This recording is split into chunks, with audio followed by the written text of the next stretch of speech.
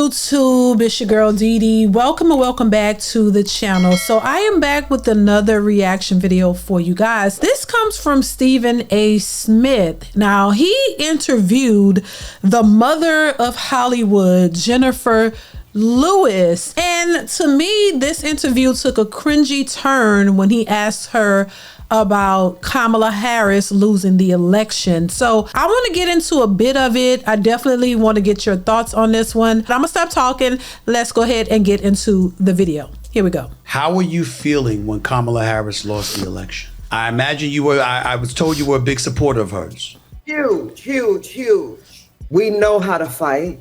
It's not new to us. And when I say us, I'm talking about the world. Because here's a song I wrote. We gonna be all right if we stand as the people. We gonna be all right if we trust with the people. So I want to just pause for a second. You know, this kind of feels like she's acting. She's very good at it. I just think people forget that Donald Trump was president once and we didn't all fall apart while people are already struggling. It's already bad for a lot of people before Donald Trump got in office. Hence the reason why a lot of people voted for Donald Trump, because of the things that they're facing before he even got into office. So it's not like everybody was doing so great before he got in and now it's just going to be a complete collapse. People are already struggling. So I don't understand this narrative that, oh my gosh, we're just going to be so bad off. I just wanted to point that out, but y'all let me know what y'all think. Let's continue, baby. Right if we rise as one people. And I believe that Kamala Harris would have done that. But why? How? Wow. How did you believe that she was going to take us to this higher place? A lot of people are still confused as to what changes she was going to bring about that was going to be so beneficial for the American people as a whole. Let's continue.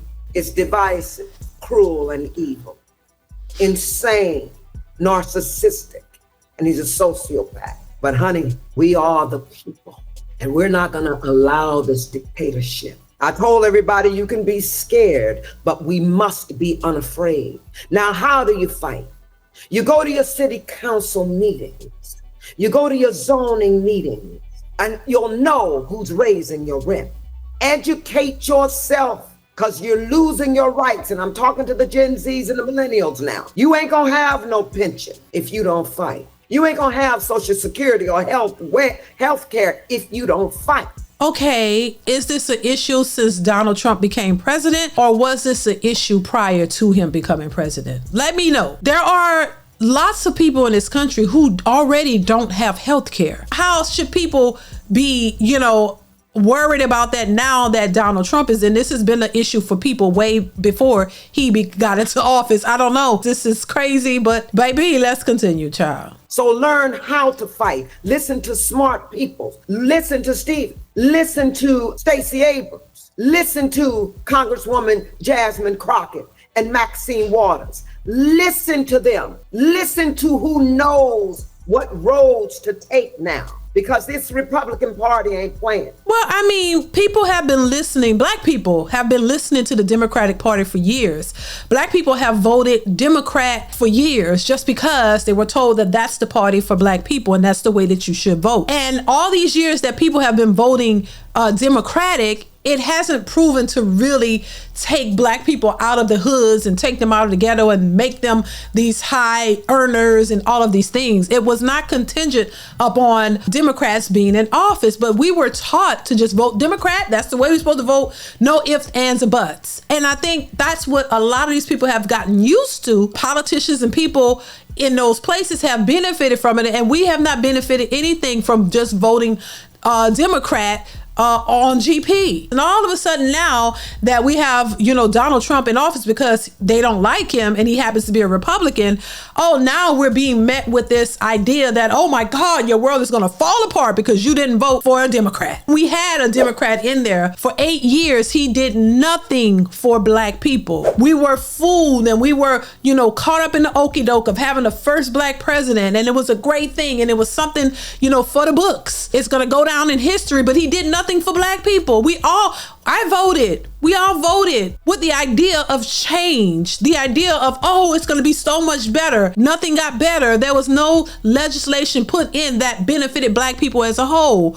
When he had the House and the Senate and he pushed nothing through that would actually make a difference, no laws, no real laws put in place that would benefit black people as a whole. He did some things for the LGBTQIA, HBCD, AFC community, but he did nothing for black people in general. There was no major laws passed that would protect black people. There was nothing. As black people, what are we supposed to do? Continue to just vote the way y'all want us to vote with nothing on the table that would benefit us whatsoever? That just sounds like stupidity to me. But let's continue, child. What about what they've said in terms of black, particularly black men and Latinos, supported him more than they have in the past? Why do you think that is? And what do you have to say to black men and Latinos who were not in favor of supporting Kamala Harris?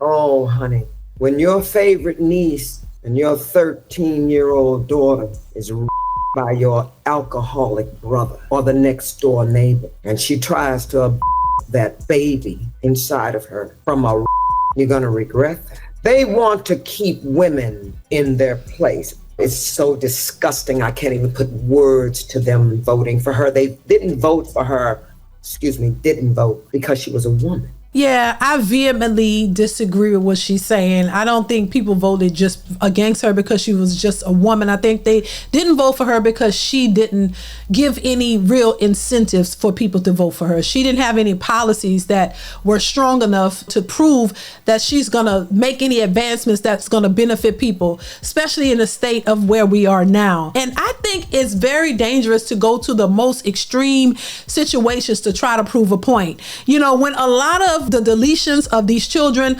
is not from people who have been abused, it's from people who just don't want the child. The majority of the reasons why people go out and delete their child is because they didn't want it. They were reckless in their behavior sexually, and they decided they were not ready for a child. The majority of them do not come from women who have been in those extenuating circumstances. That is not the majority of the reasons why people are deleting their children. So they just want to run with that narrative and push it. And I think it's an insult to young women and adults who have been abused by relatives or by somebody. I think it's to use that is very hurtful to say that, oh, if this happens to you, your focus is on, oh, you cannot go get rid of that child by those situations. But there are a lot of people who have been assaulted, abused by relatives, and they didn't get pregnant as a result. But that's almost a touchy thing to just kind of throw out there to try to make your point. And I think that is very disrespectful on so many levels to people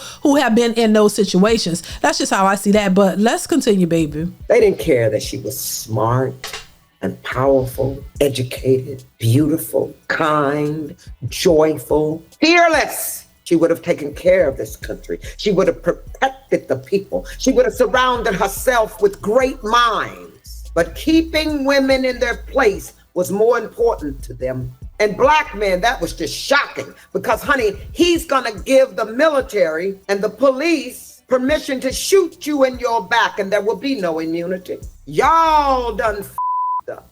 You took every right from your children. Now, what rights are being taken away from children? Let me know if I'm wrong. Don't the cops have some type of immunity already? Let me know, because I'm not that familiar, but don't they have some type of immunity already? I mean, I've seen men that have been shot in the back by police and nothing really happened in some of those cases. But Donald Trump wasn't in office when that happened. What kind of laws have been put on the books while Joe Biden was in office that would say that, police cannot just shoot unarmed black men in the back or anywhere? What laws did Joe Biden put up? Because this has been a major issue already. So why haven't Joe Biden, who was in office, put legislation in place to say police cannot do that to unarmed black men or men and black men in general? Where are the laws put in place that will stop that? Because it's been happening And nothing's been done under their watch. So why is it now it's such a big deal, as if it's just gonna start to happen now under Donald Trump, and he's not gonna do anything? Nothing has been done about it already. This is insane. Let's continue. This thing has said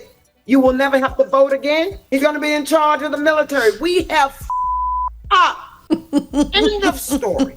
You don't think it was a simple situation of looking at the economy, looking at inflation, looking at crime and saying, excuse me, providing and protect, and as men, that's what we want, and as a result of that, I mean, I voted for her. I wasn't voting for him. But speaking to men who felt differently, they didn't think about Roe v. Wade. They didn't think about stuff. They thought about the economy, money in their pockets, right, and safety in the streets. Oh, listen. It couldn't have been as simple as that? First of all, do you see women breaking in people's houses? Do No, you see women each other in the streets? They voted for him because they hate themselves. And they see this thing as powerful, that he's going to move mountains for them and make them rich. And unfortunately, black men, they want a man. They were saying, I'm voting for the man.